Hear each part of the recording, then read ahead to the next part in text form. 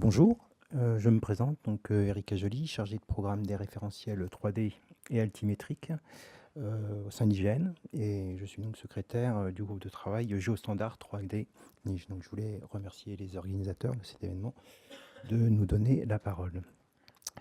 Le groupe de travail Géostandard 3D Niche s'intéresse aussi en fait au service des villes et des territoires intelligents et durables, et vous allez voir pourquoi. Alors, un géostandard 3D, pourquoi les besoins en maquette numérique territoriale sont nombreux, notamment du point de vue des collectivités, en matière d'urbanisme, de droit des sols, de climat, d'énergie, des risques naturels. Et donc, ces besoins impliquent la mise en œuvre de services d'analyse avancés, faisant appel à des données 3D. Alors, sur l'exemple que vous avez ici, il va falloir par exemple faire des calculs de performance aérolique, des calculs de potentiel photovoltaïque, des calculs d'intervisibilité paysagère, hein, des calculs par exemple de pollution sonore. Voilà.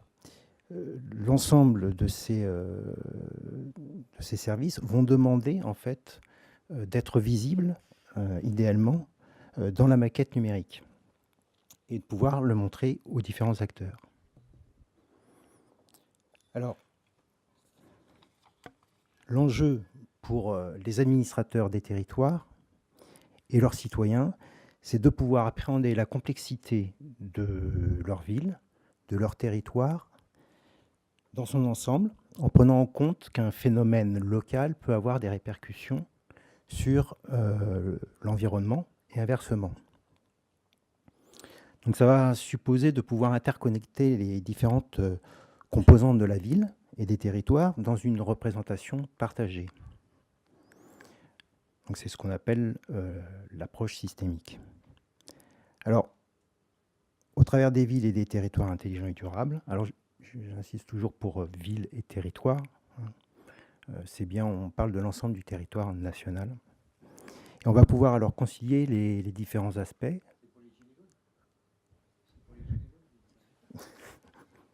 Ça peut être un aspect. N'oubliez personne. Donc il va falloir concilier les aspects sociaux, environnementaux, donc la maîtrise des ressources naturelles, hein, économiques, et les aspects de gouvernance, justement, et de participation citoyenne.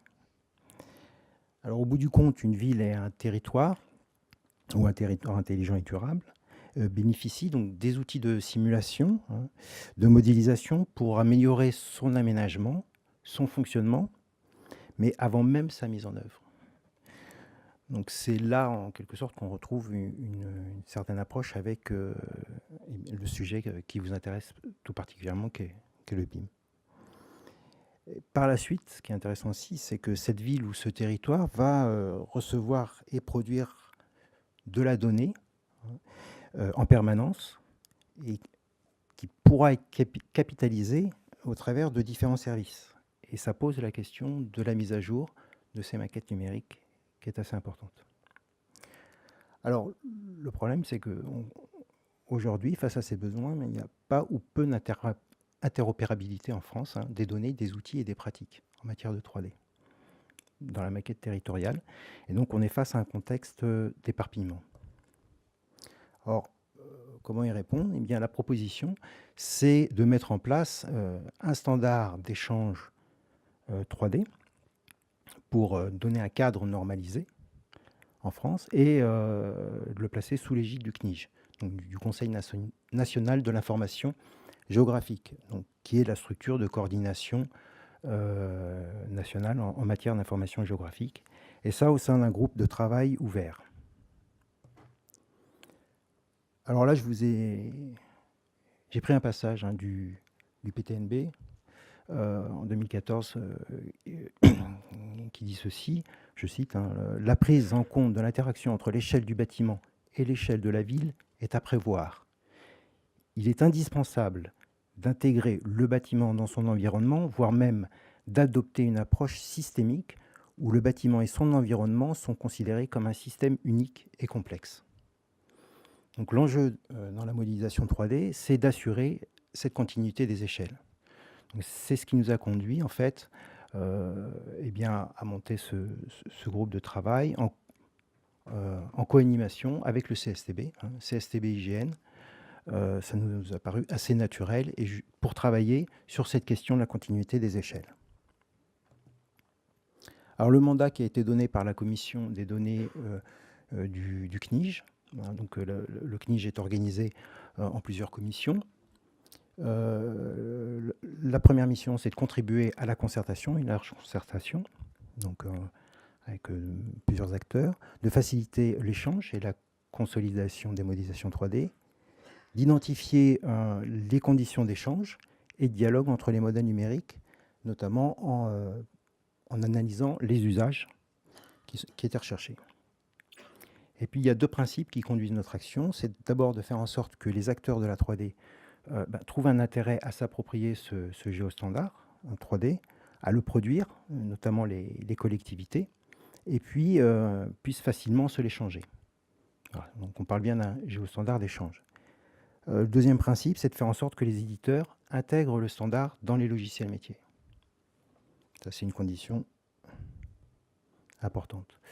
Donc le groupe de travail réunit 35 à 40 membres avec des collectivités fortement représentées, hein, des territoires, des bureaux d'études, des consultants, des maîtrises d'œuvre, des entreprises de construction, voilà. Des éditeurs logiciels, c'était là aussi important, le ministère, donc la Direction générale de l'aménagement, du logement et de la nature, et puis la Direction générale des finances et des publics, la partie cadastre, qui est représentée, et un certain nombre d'établissements publics, donc le CSTB bien sûr, laboratoire de recherche l'IRIS à Lyon, le groupe Mine, donc Christophe Castin participe à ce groupe de travail, et puis le BRGM qui nous a rejoint récemment. Et il y a des marques d'intérêt qui ont été émises auprès du groupe. Alors, c'est un groupe de travail qui s'est créé assez récemment, hein. Il y a eu 3 réunions du groupe, travail depuis le printemps 2018. On a eu 5 retours d'expérience de collectivités, assez riches, hein, d'enseignement. On a fait un panorama alors des normes du monde de l'information géographique, notamment CityGML et puis Inspire. Les présentations de résultats d'une expérimentation OGC Future Cities Pilote. Je vous en parlerai peut-être un petit peu après. Et puis les travaux de spécification sur le référentiel 3D national qui est porté par l'IGN. On a lancé un questionnaire donc, sur les usages, puisque c'est une mission importante pour le groupe de travail. Et on a bénéficié d'un panorama des concepts BIM, notamment de la part du CSTB, une présentation aussi côté groupe Mine. Là, c'est un point important aussi pour nous, puisque on voyait bien que les concepts n'étaient pas forcément partagés, et bien compris surtout. Voilà. Alors, bon, je ne peux pas revenir en arrière, mais les éléments, tous les documents de présentation sont disponibles sur le site du CNIJ sur www.cnij.gouv.fr. Voilà. Alors, brièvement, enfin, le questionnaire, bon, c'est une enquête qui a été lancée donc, au printemps. Il y avait 50 à 70 questions. On a eu une base répondant de 102 personnes. Alors, ça peut paraître peu, et à la fois, c'était pas mal parce que les enquêtes précédentes étaient quand même moins importantes en termes de nombre de réponses. On a principalement des fonctions techniques qui nous ont répondu, les chefs de projet, et 60% des interrogés venaient du monde de la géomatique. Bon, c'est un peu un tropisme chez nous. Voilà. Alors, très vite, les usages, ce qui ressort clairement, mais c'est l'analyse et la simulation. Vous avez un document qui fait je ne sais plus, il doit y avoir 30 ou 40 slides qui détaillent l'ensemble des réponses à ce questionnaire. Ce qui ressort, c'est que l'ensemble des thèmes sont souhaités dans les maquettes numériques territoriales, avec un mobilier urbain, par exemple, qui est assez demandé, pas mal demandé, et que le niveau de détail est demandé aussi, souhaité, est assez élevé. Donc, Level of Details 2 et 3 dans la norme CityGML, donc on cherche à avoir les toits multipans. Et les superstructures sur les bâtiments, on parle de l'enveloppe là. Alors en termes de précision, là aussi c'est assez intéressant. Donc une majorité euh, des personnes qui veulent utiliser ou qui utilisent déjà ces maquettes numériques souhaitent une précision subdécimétrique. Alors en Z, par contre, l'exigence est moins importante.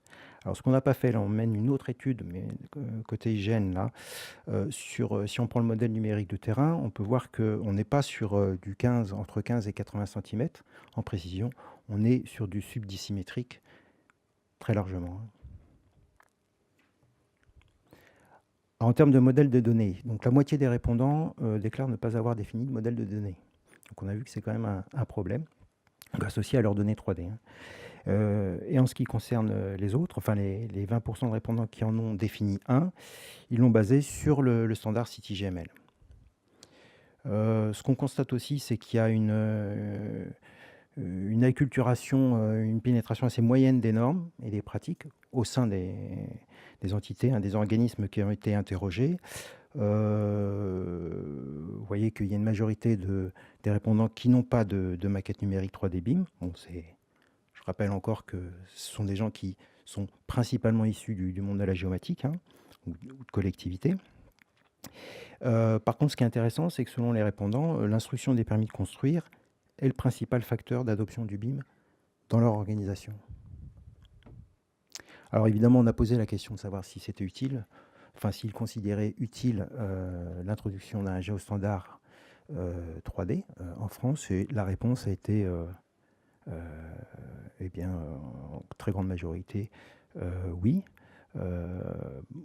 Et ça pour leur faciliter l'interopérabilité, simplifier les échanges et améliorer donc la précision des données 3D.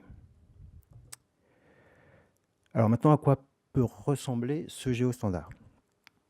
Donc en fait, on ne part pas d'une feuille blanche, puisque l'IGN avait travaillé sur les spécifications d'un référentiel 3D national, qui ont été proposées, et le groupe de travail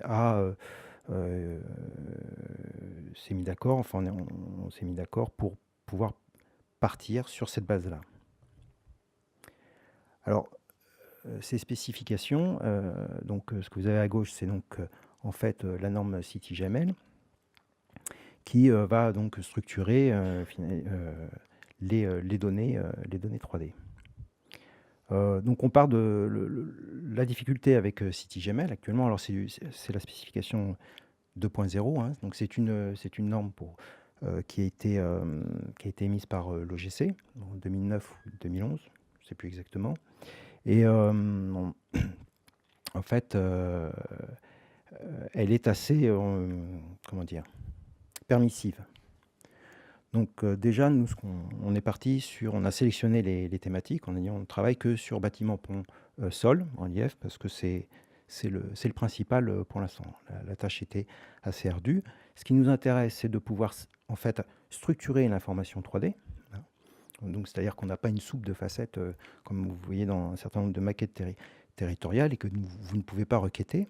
Donc là, on va avoir, donc on va structurer l'information et on va pouvoir la sémantiser. Là, c'est une illustration de la sémantique. Elle peut être évidemment plus avancée. Donc là, vous avez un prototypage qu'on avait fait sur Paris. Donc simplement pour vous montrer que là, ce qui nous intéresse, c'est vraiment la structuration des bâtiments.